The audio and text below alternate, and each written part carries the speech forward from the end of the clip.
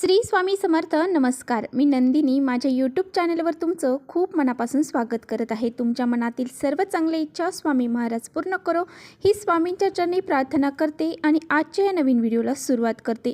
तर पहा, उद्या वार आहे शुक्रवार आणि या दिवशी आलेली आहे 2024ची वटपौर्णिमा. या व्हिडिओमध्ये मी तुमच्याशी वट सावित्री पौर्णिमेची जी पूजा आहे तर ती कशी करायची याबद्दल आजच्या व्हिडिओमध्ये तुम्हाला माहिती देणार आहे. ही पूजा करत असताना त्याची मांडणी कशी करायची आहे, साहित्य कोणतं वापरायचं आहे का. बऱ्याच वेळा असं होतं की नवीन लग्न झालेल्या मुली ज्या असतात तर त्यांना या सर्व गोष्टी लवकर माहीत नसतात. मग त्यासाठीच हा व्हिडिओ मी तुमच्याशी शेअर करत आहे. बरोबर हा पूजा विधी किती वेळ करायचा आहे, कोणत्या टायमामध्ये ही पूजा करायची आहे, ही पौर्णिमा जी आहे तर ती किती वेळ असणार आहे याबद्दल सर्व माहिती तुम्हाला आजच्या व्हिडिओमध्ये मी देणार आहे. याबद्दल संपूर्ण माहिती आजच्या व्हिडिओमध्ये मी तुम्हाला देणार आहे. त्यामुळे तुम्ही व्हिडिओ कुठे स्किप न करता शेवटपर्यंत नक्की बघा, जेणेकरून तुमच्यापर्यंत योग्य ती माहिती पोहोचेल. आपल्या चॅनलवर जर तुम्ही नवीन असाल तर चॅनलला लगेच सबस्क्राईब करा आणि असेच माहितीपूर्ण व्हिडिओ पाहण्यासाठी बेल आयकॉनलाही प्रेस करा, म्हणजे मी जेव्हा नवीन व्हिडिओ अपलोड करेन त्याचं नोटिफिकेशन सर्वात अगोदर तुम्हाला भेटेल आणि तुम्ही एकही व्हिडिओ मिस करणार नाही. तर चला करूया व्हिडिओला सुरू. तर पहा, ज्येष्ठ पौर्णिमा म्हणजेच वटपौर्णिमा. वटपौर्णिमा हा सण खास सुवासिनी स्त्रियांचा असतो. यावर्षी वटपौर्णिमा ही तर पहा ज्येष्ठ महिन्यातील पौर्णिमा तिथी 21 जून रोजी सकाळी 7:31 सुरू होणार आहे आणि ज्येष्ठ महिन्यातील पौर्णिमा समाप्ती जी आहे तर ती 22 जून संध्याकाळी 5:37 होणार आहे. वटपौर्णिमा व्रताची तारीख ही 21 जून 2024 म्हणजे उद्या शुक्रवारी आहे. महिलांसाठी हा दिवस अतिशय खास असतो. आपल्या पतीला दीर्घ आयुष्य लाभावं यासाठी हे व्रत सुवासिनी स्त्रिया हे करत असतात. त्याचबरोबर 7 जन्मासाठी हाच नवरा मिळावा याची प्रार्थना देखील करत असतात. वटवृक्षाच्या मुळात ब्रह्मा, खोडात विष्णू आणि फांद्यांमध्ये शिव वास करतात, म्हणजेच महादेव विराजमान असतात. आणि पहा, ह्या वडाच्या झाडाला ज्या पारंब्या असतात तर त्या पारंब्याला सावित्री देवीचं रूप मानलं जातं. तर पहा, वडाची पूजा करण्यासाठी इथे मी एक कुंडीमध्ये वडाचं झाड घेतलेलं आहे आणि पहा आता साहित्यामध्ये आपल्याला घ्यायचं आहे. तर पहा, आपल्याला पूजेसाठी एक चौरंग लाल वस्त्र लागणार आहे. त्याचबरोबर एका ग्लासमध्ये आपण स्वच्छ पाणी घेतलेलं आहे. तसेच आपण हळद, कुंकू, पंचामृत, अष्टगंध, कापूर, माचीस, त्याचबरोबर पंचामृत आणि लाल धागा घेतलेला आहे. जो धागा आपल्याला वडाला गुंडाळायचा आहे तो कच्चं सूत आपण घेतलेलं आहे. त्याचबरोबर कापसाचं जे वस्त्र असतं तर ते सुद्धा आपण इथे घेतलेलं आहे.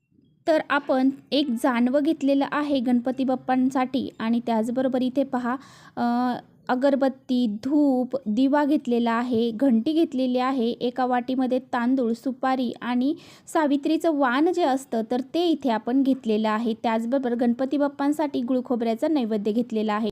त्याचबरोबर आपल्याला काही फुलं लागणार आहे. तर इथे फुलं, एक हार आपण घेतलेला आहे. तर पहा, पूजेसाठी आपल्याला फुलं लागणार आहेत तर ती फुलं इथे आपण घेतलेली आहेत. 3 वडाची पानं घेतलेली आहेत. या ठिकाणी वटी भरण्यासाठी वटीचं साहित्य जे आहे ते आपण घेतलेलं आहे. तांदूळ घेतलेले आहेत, नारळ, त्याचबरोबर गजरा, विड्याची पानं, एक आपल्याला ओढणी लागणार आहे तर ती ओढणी घेतलेली आहे, पीस घेतलेला आहे. जे साहित्य आपल्याला ओटीसाठी लागतं ते इथे घेतलेलं आहे.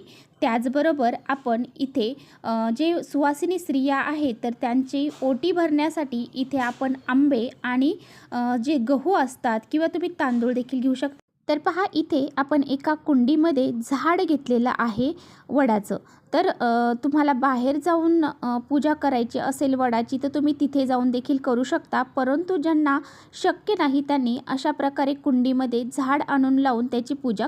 वटसावित्री पौर्णिमेच्या दिवशी महिलांनी सकाळी लवकर उठायचं आहे आणि आंघोळ करून घरातील देवांची पूजा करायची आहे, तुळशीची पूजा करायची आहे. त्यानंतर तुम्ही वडाची झाडाची पूजा करायची आहे. या दिवशी महिलांनी छानपैकी तयार व्हावे, शृंगार करावा आणि वडाच्या झाडाची पूजा करा. पहा इथे मी एका कुंडीमध्ये वडाचं झाड लावलेलं आहे आणि एका ताम्हणामध्ये आपण त्या झाडाचं पाणी खाली गळणार नाही यासाठी एक ताट आपण ठेवलेलं आहे. त्यावरती जर तुम्हाला फुलाच्या पाकळ्या ठेवणं शक्य असेल तर तुम्ही ठेवू शकता. अशा पद्धतीने ते झाड आपल्याला एका चौरंगावर लाल वस्त्रांवरती ठेवायचं आहे. त्यानंतर आपल्याला साईडनी अशी छानशी रांगोळी काढून घ्यायची आहे. तर पहा वडाच्या झाडाचं आयुष्य हे अखंड असतं आणि तसंच आयुष्य दीर्घ आयुष्य आपल्या पतीला लाभावं यासाठी त्या वडाच्या झाडाची पूजा ही वटपौर्णिमेला केली जाते. आपल्या मनातील ज्या इच्छा आहेत त्या देखील वडाची पूजा केल्याने पूर्ण होतात. त्याचबरोबर संतान प्राप्तीसाठी सुद्धा पूजा करतात. तर पहा चौरंग आणि पाटाच्या साईडनी आपण सुबक अशी रांगोळी काढून घेतलेली आहे. तर आता ही जी कुंडी आहे तर त्या कुंडीवरती आपण हळद आणि कुंकवाच्या साह्याने एक स्वास्तिक काढून घेणार आहोत. साईडनी 2-2 रेषा ज्या आहेत त्या सुद्धा देणार आहोत. त्याचबरोबर बघा हळद आणि कुंकवाची जी पेस्ट आहे ती तयार करून आपण ते जे वडाचं झाड आहे तर त्यांचे पानं आहेत त्यांनासुद्धा एक एक बिंदी म्हणजे एक एक टिळा आपल्याला लावायचा आहे. त्याचबरोबर बघा इथे वडाच्या झाडाची जी पानं आहेत तर त्यावरती मी हळदीच्या साह्याने सत्यवान आणि सावित्री असं लिहिलेलं आहे आणि एका पानावरती जी स्वास्तिक आहे ती काढलेली आहे. तर हा एक डेकोरेशनचा भाग आहे. तुम्हाला जर आवडत असेल तर तुम्ही असं करू शकता. हे जे आहे तर ती कल्पना मला एका व्हिडिओमधून सुचली आणि मला ती खूप आवडली म्हणून म्हटलं तुमच्यासोबत देखील शेअर करावी. त्यामुळे असं हे सत्यवान सावित्री मी लिहिलेलं आहे. तर चला करूया पूजेला सुरुवात. तर पहा इथे एका पाटावरती लाल वस्त्र अंथरलेलं आहे आणि एका साईडला थोड्याशा अक्षदा टाकून त्यावरती हळद कुंकू लावून आपण सर्वात अगोदर दिव्याची स्थापना करणार आहोत. कोणतीही पूजा करताना अगोदर दिव्याची स्थापना ही करावी लागते. दिव्याच्या साक्षीनेच पुढची जी काही पूजा आहे तर ती संपन्न होते. त्या दिव्याला हळद कुंकू अक्षदा आपल्याला वाहायचे आहे, फूल अर्पण करायचं आहे आणि त्यानंतर प्रज्वलित करायचं आहे. इथे पहा एका 2 विड्याची पानं मी ठेवलेली आहेत. त्यावरती थोडंसं हळद कुंकू मी ठेवलेलं आहे आणि त्यावरती आपण अक्षदा ठेवून सुपारीची स्थापना करणार आहोत. तुमच्याकडे गणपती तुम्ही घरी पूजा करणार असाल तर तुमच्या घरी जी गणपती आहे ती तुम्ही पूजेसाठी वापरू शकता. नाहीतर तुम्ही अशी ही एक सुपारी गणपतीची स्थापना करायची आहे आणि त्यानंतर त्याला हळद कुंकू अक्षदा वाहून जास्वंदीचं फूल अर्पण करायचं आहे. जानवे तुम्हाला तिथे घालायचे आहे. अशा पद्धतीने आपल्याला त्यांची पूजा करून घ्यायची आहे आणि त्यानंतर गणपती बाप्पांना आवडणारी सर्वात महत्त्वाची वस्तू गुळ खोबऱ्याचा नैवेद्य हा त्यांना दाखवायचा आहे. यानंतर आपण अजून एक विड्याचं पान म्हणजे जोडपान ठेवणार आहोत आणि हा विडा आपण तिथे जे झाड आहे त्या विड्याच्या पानावर एक सुपारी ठेवून हळद कुंकू अक्षदा वाहायच्या आहेत आणि असा विडा तिथे ठेवायचा आहे. त्यानंतर जे पूजा करणार आहोत तर त्या अगोदर आपल्याला एक संकल्प करायचा आहे. माझ्या पतीला, माझ्या कुटुंबाला, माझ्या मुलांना सर्वांना दीर्घ आयुष्य लाभू दे अशी प्रार्थना आपल्याला अगोदर वडाला करायची आहे. त्याचबरोबर आरोग्य लाभू दे असं देखील आपल्याला म्हणायचं आहे. आणि पहा सर्वात अगोदर वडाच्या झाडाला पाणी अर्पण करायचं आहे. त्यानंतर आपल्याला पंचामृत अर्पण करायचं आहे आणि त्यानंतर परत एकदा पाणी अर्पण करायचं आहे. त्यानंतर आपल्याला वडाच्या झाडाला हळद कुंकू अक्षदा वाहून घ्यायच्या आहेत. त्याचबरोबर आणि अशा पद्धतीने आपण वडाच्या झाडाची पूजा करून घेणार आहोत. त्याचबरोबर जे वस्त्र आपण वडाच्या झाडासाठी बनवलेलं आहे कापसाचं ते सुद्धा आपल्याला अर्पण करून घ्यायचं आहे. ज्यावेळेस आपण वडाच्या झाडाला हळदी कुंकू लावतो त्यावेळेस स्वतःच्या कपाळाला देखील आपल्याला हळद कुंकू लावून घ्यायचं आहे. हे पहा अशा पद्धतीने हे कापसाचं वस्त्र अर्पण करायचं आहे. त्यानंतर फुले अर्पण करायची आहेत. तुमच्याकडे जर हार असेल तर तुम्ही असा हा वडाच्या झाडाला हार देखील घालू शकता. नसेल तर तुमच्याकडे फुलं असतील तर ते फुलं तुम्हाला अर्पण करायची आहे. वटपौर्णिमेच्या दिवशी काही स्त्रिया म्हणजे काही ठिकाणी वडाची पूजा झाल्यानंतर व्रत हे सोडले जाते, परंतु काही ठिकाणी दिवसभर पौर्णिमेचं व्रत हे केलं जातं. तर पहा ज्यांच्याकडे जशी पद्धत आहे त्या पद्धतीने तुम्ही हे व्रत करावे. आमच्याकडे वडाच्या झाडाची पूजा केल्यानंतर लगेच झाडाची पूजा करून आले की घरी उपवास सोडत असतात. यानंतर आपण जो कलाव्याचा धागा म्हणजे लाल धागा, पिवळा धागा घेतलेला आहे तो देखील आपल्याला वडाला अर्पण करायचा आहे. अशा पद्धतीने एखाद्या फांदीमध्ये किंवा मग झाडाला सुद्धा तुम्ही गुंडाळून ठेवू शकता. त्यानंतर आपल्याला जे कच्चं सूत आपण घेतलेलं आहे, झाडाला धागा गुंडाळायचा आहे तो आपल्याला घ्यायचा आहे आणि त्याची गाठ आपल्याला मारायची नाही. तो असाच आपल्याला एखाद्या फांदीला गुंडाळून तो त्याच्या भोवती आपल्याला प्रदक्षिणा ह्या घालायच्या. तर पहा हा जो धागा आहे तर तो आपल्याला याची गाठ मारायची नाही, फक्त आपल्याला फांद्यांमध्ये अडकून याचे आपल्याला 7 फेरे मारायचे आहेत. त्याच्या झाडाला कुणी 3 प्रदक्षिणा घालतं, कुणी 7 घालतं तर कुणी 5 घालतं. ज्याच्याकडे जशी पद्धत आहे त्या पद्धतीने तुम्ही हे करावे.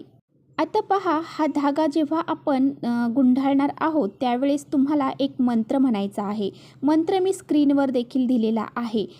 वटमूले स्थितो ब्रह्मा वटमध्ये जनार्दना वटाग्रे तू शिवो देव सावित्री वट सहिश्रिता.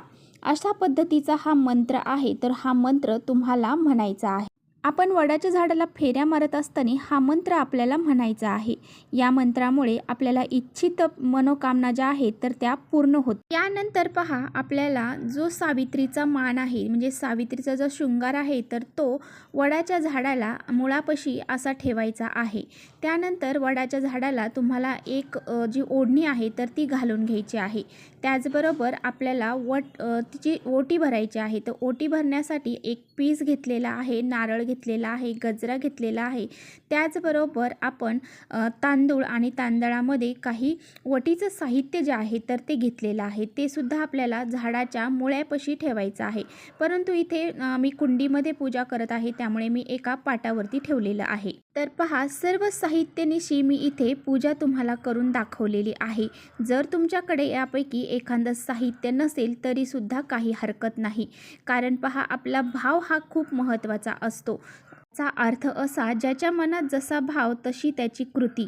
जे आपल्याकडे उपलब्ध साहित्य आहे त्यामध्ये मनोभावे पूजा करणं हेच खूप महत्त्वाचं असतं. तर पहा, आपली ओटी भरून झालेली आहे. सर्व तांदूळ आपल्याला ओटीमध्ये घालायचे नाही. काही तांदूळ शिल्लक ठेवायचे आहे आणि आपल्या साठणीच्या तांदळामध्ये ठेवून द्यायचे आहे. यानंतर सुवासिनी स्त्रियांची ओटी भरली जाते. त्यासाठी इथे आपण गहू आणि आंबे घेतलेले आहेत. तुम्ही एका सुवासिनी स्त्रीची ओटी भरू शकता किंवा मग 5 सुवासिनी स्त्रीची ओटी भरू शकता. आणि पहा, जर तुम्ही आंबे पूजेसाठी घेतलेले असेल तर तुम्ही ओटीमध्ये आंबा देखील ठेवू शकता. नारळ नाही ठेवला तरीसुद्धा चालू शकतो. तर अशा पद्धतीने आपल्याला विधिवत पूजा करून घ्यायची आहे. त्यानंतर धूप दीप आपल्याला दाखवायचा आहे आणि जी काही आरती आहे तर ती ओवाळायची आहे. तर पहा, इथे आपण गणेशाची आरती करत आहोत आणि जर तुम्हाला वटवृक्षाची आरती जी आहे ती तुम्हाला जर म्हणायची असेल तर ती यूट्यूबवर तुम्हाला मिळून जाईल. तिथे लावून देखील तुम्ही ती आरती म्हणू शकता. अशा पद्धतीने आपल्याला ही पूजा आरती करून संपन्न करायची आहे. नंतर दोन्ही हात जोडून वडाला आपल्याला प्रार्थना करायची आहे, नमस्कार करायचा आहे आणि आपल्याला जन्मजन्मी हाच पती मिळावा, त्याचबरोबर दीर्घ आयुष्य आपल्या पतीला लाभावं, आपलं सौभाग्य अखंड राहावं अशी प्रार्थना आपल्याला करायची आहे. आयु आरोग्य आपल्या पतीला आपल्या कुटुंबाला लाभू दे, त्याचबरोबर आपल्याला देखील लाभू दे अशी प्रार्थना आपल्याला करायची आहे. आणि धनधान्यांनी समृद्ध घर राहू अशी प्रार्थना आपल्याला सावित्रीला करायची आहे. अशा पद्धतीने दिवसभर व्रत करून वडाची पूजा करून आपले व्रत जे आहे तर ते पूर्ण करायचे आहे. आणि यात सर्वात महत्त्वाची गोष्ट राहिली ती म्हणजे फोटो काढणे. तर आपण सर्व एवढं छान आवरून गेलेलो असतो, मग त्या ठिकाणी आपण फोटो हा काढलाच पाहिजे. त्या वडाची पूजा करताना त्याची आठवण म्हणून आपल्याला छानसे फोटो देखील काढायचे आहे. तर चला, इथेच थांबवते माझा व्हिडिओ तुम्हाला थोडा जरी आवडला असेल तर नक्की लाईक करा. चॅनलवर नवीन असाल तर चॅनलला सबस्क्राईब करा. परत भेटूया अशाच छानशा व्हिडिओसोबत. तोपर्यंत श्री स्वामी समर्थ.